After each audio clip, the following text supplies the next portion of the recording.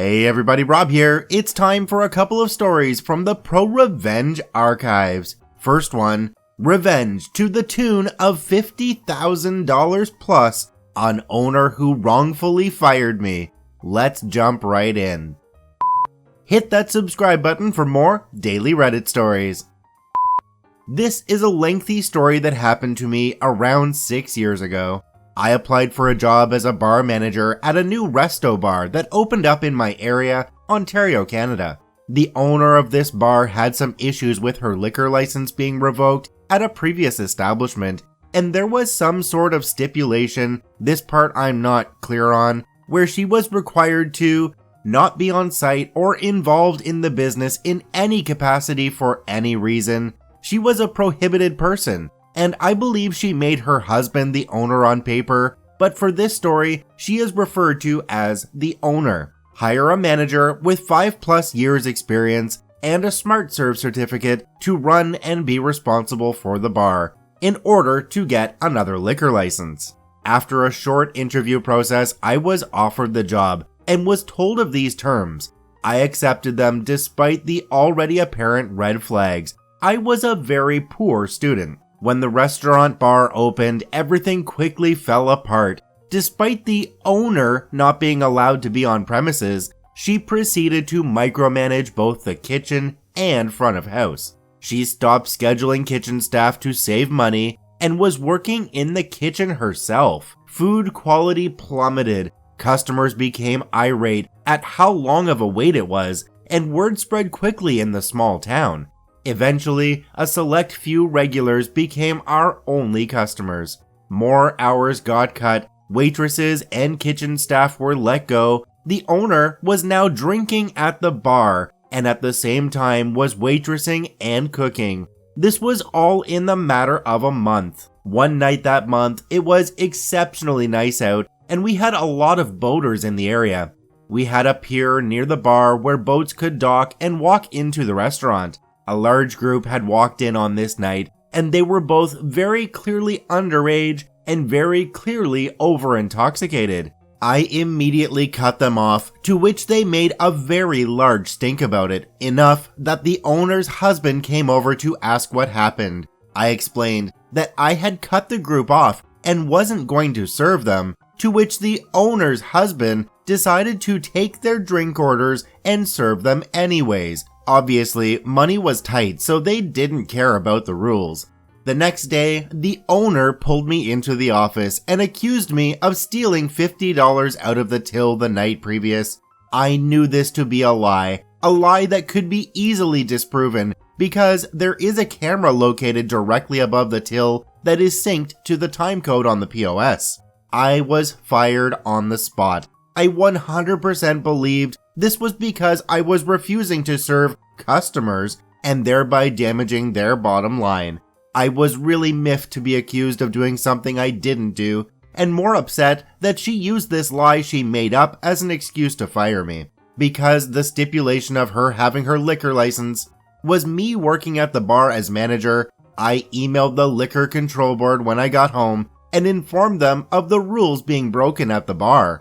A liquor inspector came to meet me later that week and took a statement. He then paid a surprise visit to the bar and was able to witness all of the things that I informed him, including the owner both being on site and being involved in the business, serving minors, and serving intoxicated persons.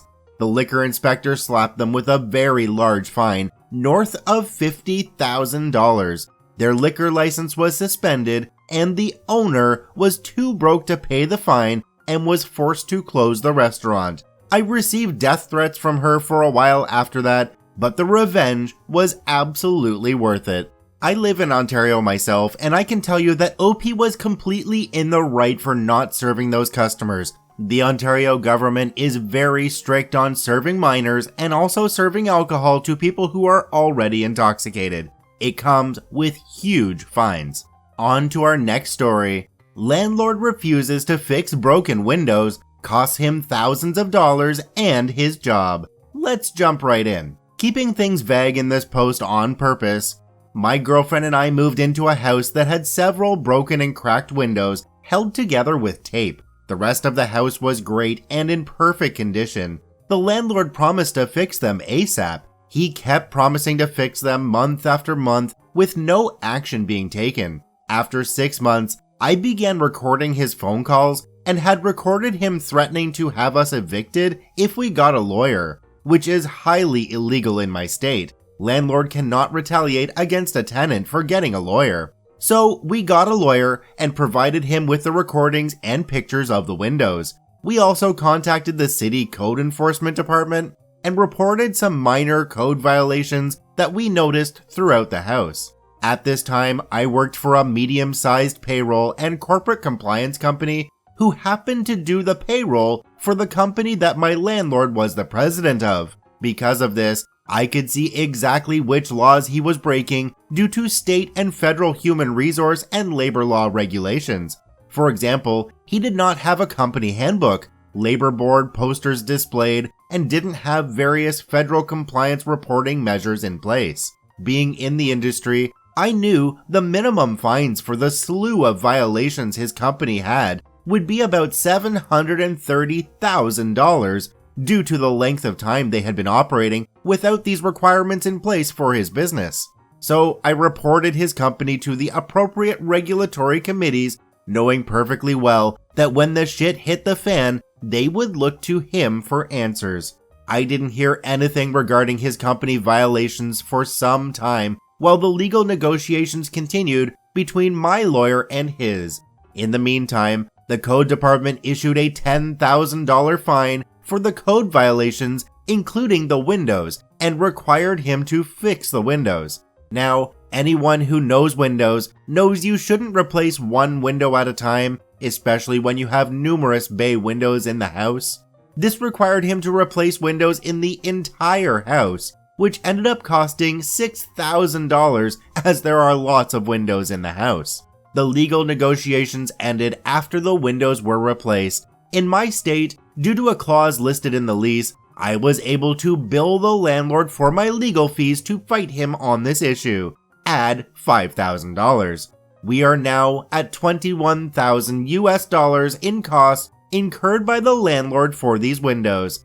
A couple months go by, and I notice he's no longer on the company payroll. Again, I worked for the company that did his payroll and compliance for his company. When I called his company to verify we shouldn't be paying him, I was informed there were organizational changes due to fines brought against the company for a number of violations. When all was said and done, the landlord paid $21,000 out of pocket directly for the windows, and it cost him his job and his company at least $730,000 in federal and state violations. It didn't cost me $1 in the end. I couldn't have been happier with the outcome. OP sure was a pain in the ass for that landlord. Get it? On to our next story. Bitch tries to destroy my orchard, I bankrupt her and get her house torn down. Let's jump right in. Well, let's start a few years in the past. My great-grandparents planted an orchard. It is now at least 120 years old. My grandparents and my parents were really proud of the peach trees growing in it and did their best to keep them in good health and well. We always threw a big party when the peaches were ready to be harvested and invited all of our friends and neighbors to it. I loved those parties.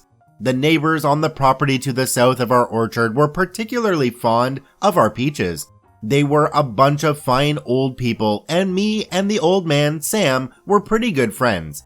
He taught me a lot about woodworking with hand tools only, and we had some great evenings in his workshop, and we finished many a good whiskeys in there together.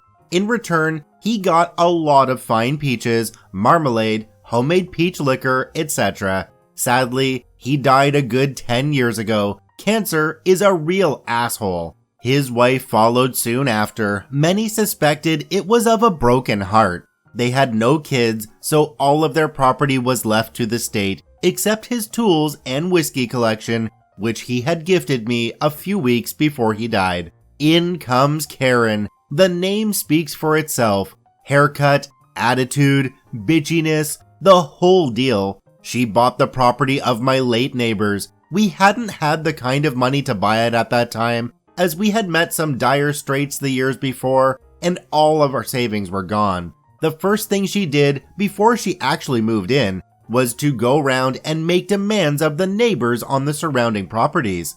When it was finally our turn to listen to her gibberish, she told us that we needed to remove half of the trees, as the leaves were blowing on her property. We told her in a polite way that we won't comply to her demands, as the orchard is a vital part of our family heritage, tradition, and life, and has been there for at least 120 years. She was pretty pissed, but did nothing for the time being. There are some things you need to know before I continue with the story. The workshop I mentioned before was situated right at the border to our property. It was a small timber frame building, at least 160 to 180 years old. The regulations in my state are pretty strict concerning old structures.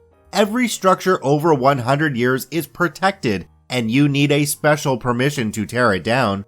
Failing to get this permission can lead to a hefty fine. To get the permission to build a new building, it has to be up to code, and you have to ask your surrounding neighbors, and if they agree, you are good to go. Except, there is one specialty in my county. You have to keep a certain distance to the border of the property to allow emergency services full access to your property. If one of these requirements isn't met, the building is illegal, or at least only partially legal, and can actually be ordered by court to be torn down. That might come in handy later. So back to my Karen. After our first encounter with her, she did her best to pester the whole neighborhood. She got the neighbor's dog put down because he allegedly attacked her brat. It later turned out she faked the attack. The dog was the sweetest and most innocent dog you could imagine. A Bernese mountain dog, big but a real teddy bear. Anyways, she later got us to stop doing our annual peach parties, as she called the police every time for various reasons.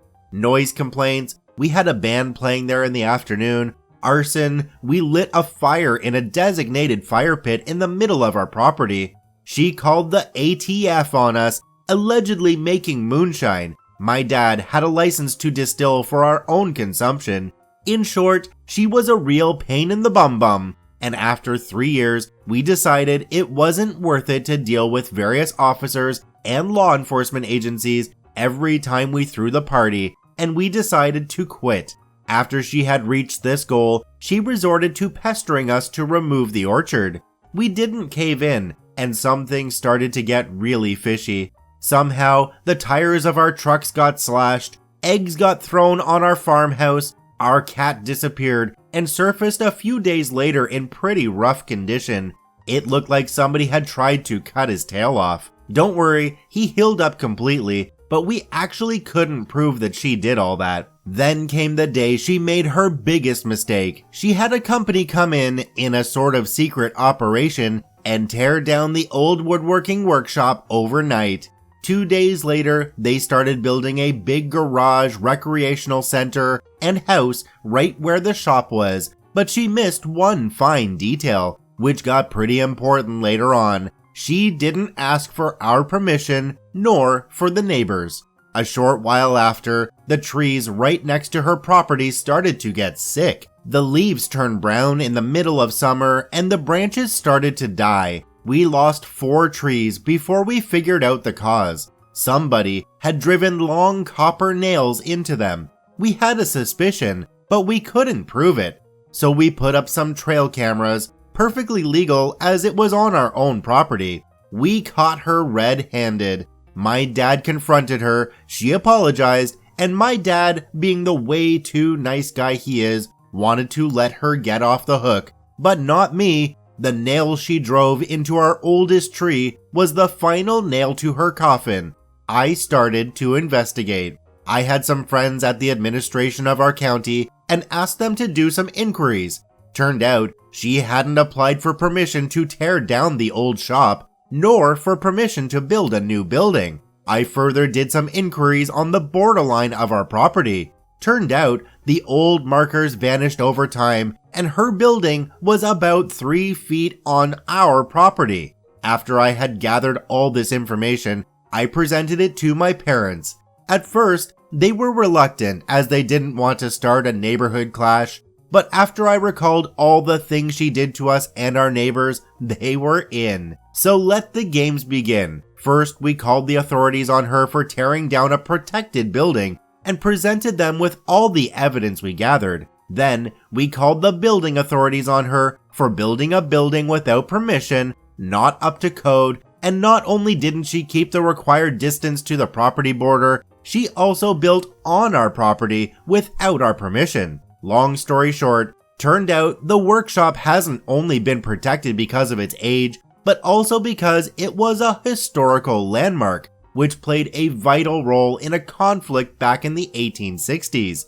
She got sued for this and had to pay a fine of an equivalent of about $150,000. She further had to demolish her newly built building, costing an additional $50,000, got fined for this too, about $83,000, and had to rebuild the workshop on her own expense, which was another whopping $154,000, as it had to be period correct up to the smallest detail. Means it had to be built with the correct materials, with hand tools only, and to the correct dimensions. As you can imagine, paying professionals to build quite a large timber frame building only by hand gets pretty expensive pretty fast. So all in all, it cost her an equivalent of $437,000 plus further expenses as lawyers, etc. This caused her to go bankrupt, so she had to sell the property in the end, which my parents bought, by the way. Last I heard of her was that she moved back to the big city. Anyone else thinking here that OP needs to read up on tree law as well? Because, oh, Karen, you might have just opened up a whole new can of worms by killing trees that aren't on your own property. I want to thank all 3 OPs for posting their stories to the ProRevenge subreddit. You can visit them at the links in the description below. Please go there and give them an upvote. Once again, this is Rob from Karma Comment Chameleon saying thanks for watching. If you enjoyed the video, please hit that subscribe button, drop a like, and share it with your friends, and we'll see you in the next one.